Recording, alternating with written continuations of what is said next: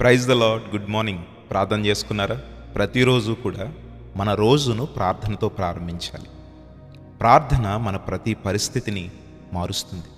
మన ముందున్న ప్రతి ప్రతికూల పరిస్థితిను చేంజ్ చేసుకోవాలి అనంటే, మార్చుకోవాలనంటే, ఆ యొక్క ఖండము నుండి, ఆటంకము నుండి మనం తప్పించబడాలి అనంటే, నీ దగ్గరున్న ఒకే ఒక ఆయుధం ప్రార్థన. చూడండి, మరణించబోతున్న హిజ్కియాకు ఆయుష్ దేని వలన వచ్చింది చెప్పండి? అతను ప్రార్థన చేయడం వలన. మరి ఈరోజు నీ ముందున్న ప్రతి పరిస్థితిని నీవు తొలగించుకోవాలంటే నీ దగ్గరున్న ఒకే ఒక ఆయుధం ప్రార్థన. మరి నాతో పాటు ఈ ప్రార్థనలు ఏకీభవిస్తావా?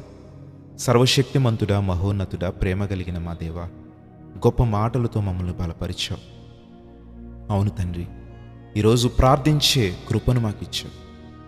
నీ సన్నిధిలో నిలవబడి ప్రభా సజీవంగా ఉండే కృపను మాకిచ్చావు.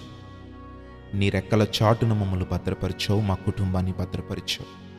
అయా, ఇదిగో ఎంతమంది బిడ్డలైతే విశ్వాసముతో ఈ ప్రార్థనలో ఏకీభవించారో ప్రతి ఒక్కరిని దీవించమని అడుగుతూ ఉన్నాం. ఈ రోజంతటిలో కూడా సాతాను మీద జయాన్ని, శోధనల మీద జయాన్ని, ఆకర్షణల మీద జయాన్ని మాకు అందించమని అడుగుతూ ఉన్నాం. నీ కృప చొప్పున భద్రపరచండి తండ్రి. ప్రభువా, నీ జ్ఞానము మాకు ఇవ్వమని అడుగుతున్నాం. మేము చేసిన ప్రతి తప్పును క్షమించమని నీ సన్నిధిలో ప్రాధేయపడుతూ ఉన్నాం. ఎంతమంది బిడ్డలైతే ఎగ్జామ్స్కి వెళ్తున్నారో, కాలేజెస్కి వెళ్తున్నారో, స్కూల్స్కి వెళ్తున్నారో, ప్రతి బిడ్డను మీరు దీవించి ఉన్నతమైన స్థితిలో ఉంచండి. ఎగ్జామ్స్ రాసి రిజల్ట్స్ కోసం ఎదురు చూస్తున్న బిడ్డలకు గొప్ప ఉత్తీర్ణత దయచేయమని అడుగుతూ ఉన్నాం. అయా, నిరుద్యోగ పరిస్థితుల్లో ఉద్యోగం లేక, అయా ఇదిగో ఎంతమంది బిడ్డలైతే ఈరోజు ఇంటర్వ్యూస్కి వెళ్తున్నారు, ఇంటర్వ్యూకి అటెండ్ అయ్యి కాల్ లెటర్ కోసం వెయిట్ చేస్తున్నారు. ప్రభా, ఇదిగో నీ బిడ్డలను, నిన్ను నమ్ముకున్న బిడ్డలను ఎప్పుడు తోకగా ఎన్నడించనన్నావు, తలగా ఎంచుతానన్నావు, పైవానిగా ఎంచుతానన్నావు.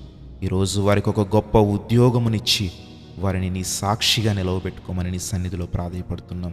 అనారోగ్యంగా ఉన్న వారికి స్వస్థత, విడుదల లేని వారికి విడుదల. నీ ఆత్మ కృమ్మరించి నీ బిడ్డలను బలపరచుమని యేసు నామములో అడుగుచున్నాము తండ్రి. ఆమేన్.